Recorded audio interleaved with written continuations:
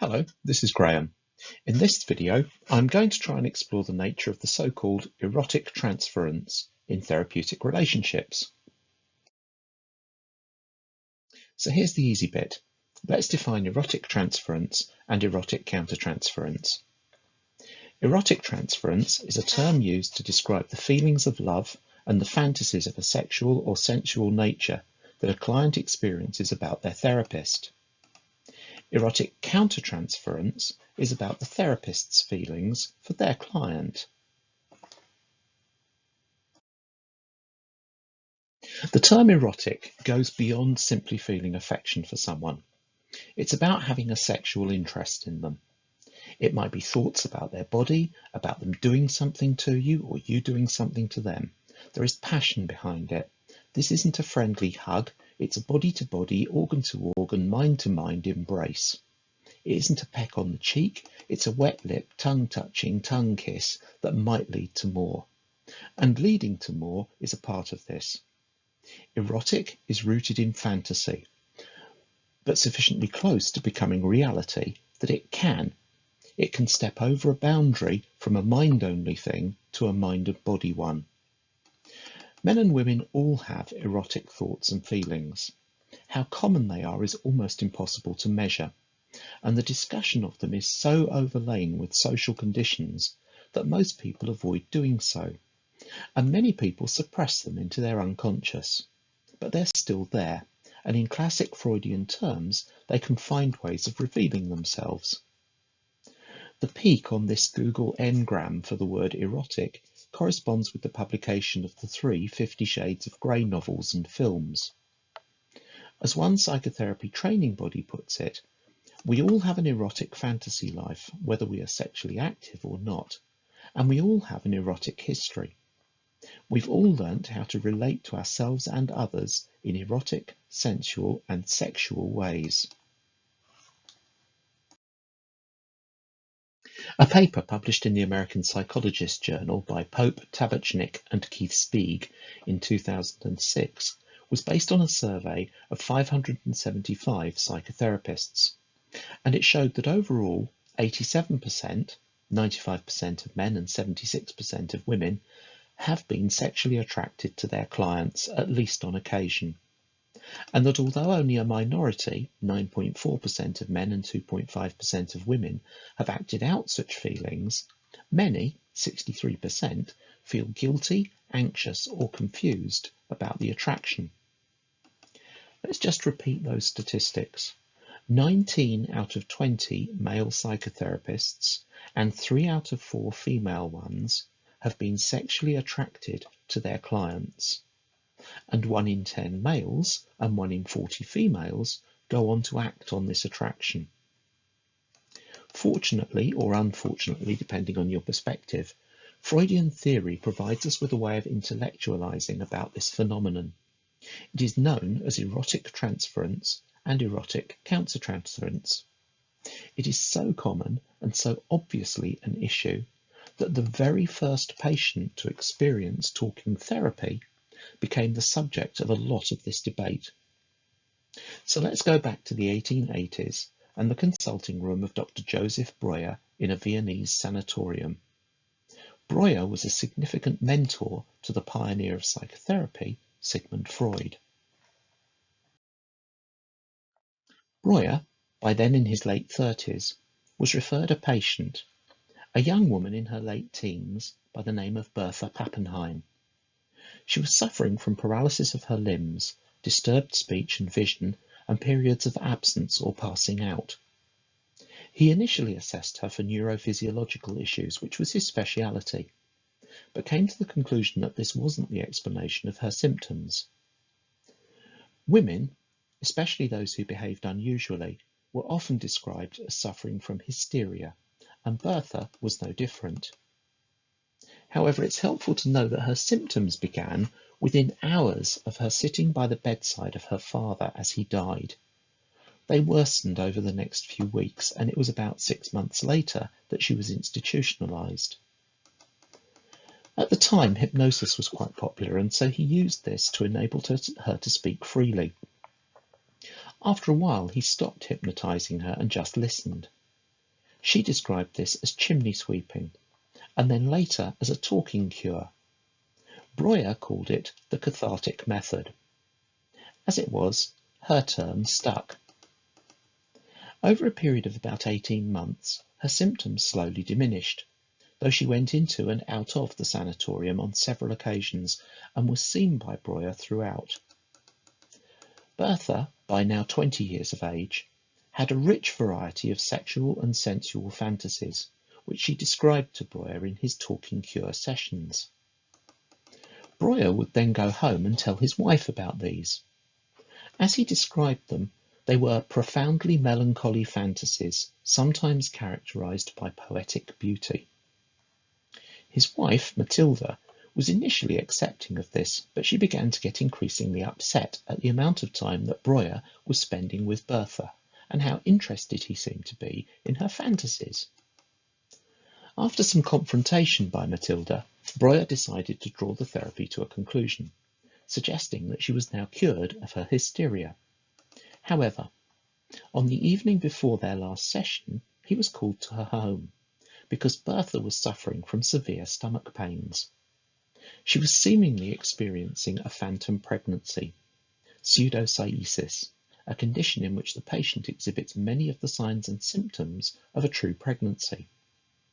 That evening, she said that the baby she was having was his.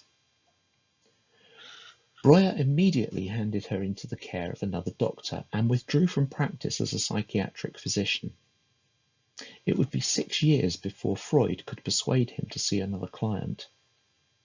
It's important to stress that there was never, ever any suggestion that he had had sex with Bertha. Breyer took his family off on holiday, at which point they discovered that his wife, Matilda, was genuinely pregnant, and they subsequently had another daughter. Bertha did recover, though the descriptions of her illness and treatment get very confused according to whose account you read. She went on to become a pillar of European social reform, revolutionised the care of orphaned girls, made many other contributions to society, and is even featured on a German postage stamp.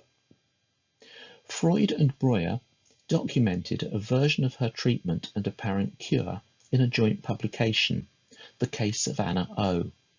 To anonymise it, they moved the initials back one character from BP. This was the first record of the use of talking therapy to cure hysteria. It was used to prove Freud's theory that all hysteria emanates from sexual frustrations of various kinds. However, the relationship between the two began to cool off, and Breyer accused Freud of gross generalization and poetic license in his writing up of cases. By then, however, Freud's ideas were gaining popularity, and the weaknesses of this case were widely dismissed. After Breyer died, Freud claimed to have written a paper and had it reviewed by Breuer's daughter. Now think about the timing of that for a moment. In which he suggested, and she agreed, that Bertha had experienced erotic feelings for Breyer, and that Breyer had experienced erotic feelings towards her, this being the first recorded example of erotic transference and erotic countertransference. Is erotic transference, then, a way of passing responsibility onto our clients? There is always a power dynamic between the therapist and their client. It may begin as expert and learner, but as soon as the subject shifts to one of emotions, the client is likely to interpret the relationship with their therapist, consciously or unconsciously, as a parallel to one with their early primary carers, from whom they learnt these emotions in the first place. This opens up the dynamic to one that can resemble the child's with their mother, father, older siblings, and so on. In many situations, the therapist is also older than the client, which can fuel this dynamic too.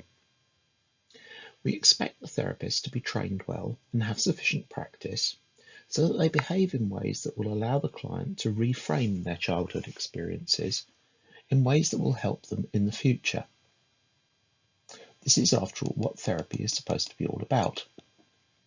However, difficult feelings can emerge in the relationship between the therapist and their client. The therapist might begin to feel frustration, envy, lust, and so on towards their client. When this happens, there is a danger that the therapist might act on these feelings, so they need to protect themselves. They can choose to ignore the feelings, pretend that they don't exist. They can talk to the client about them, hopefully in an adult-to-adult fashion. Or they can take them to their peers, whether that's a supervisor or some other group of practitioners. It's when the discussion goes outside the room that we try to adopt a clinical perspective with its associated jargon. This helps us feel part of an elite group. This language protects us, and the way it does so is to make us normal and the client not. We rarely, if ever, talk about our transference onto our clients. In our own life, we might be struggling financially, sexually deprived, living in a hostile relationship, or lonely. We might have unresolved issues from our past, incongruences in person-centered jargon. But suppose that we are feeling envy in the room. We would never really suggest to ourselves, our supervisor, or our peers that it was our lack of money that led us to feeling envious of our client's situation, nor that it was this envy that was provoking the client to be increasingly intolerant of their older siblings, for example. No, it seems transference happens in a unidirectional fashion. We can only respond to their stuff, and when we do, we give it a different term, countertransference. We've conveniently passed the responsibility for these feelings onto the client's shoulders. If this can happen in all manner of emotional settings, why not around eroticism? When the therapist begins to fancy their client, they'll do some soul searching and they'll soon label their own feelings as countertransference.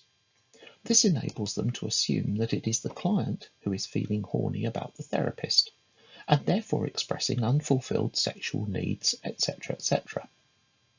The responsibility for the sexual energy in this relationship has therefore been shifted onto the client. The therapist is not to blame.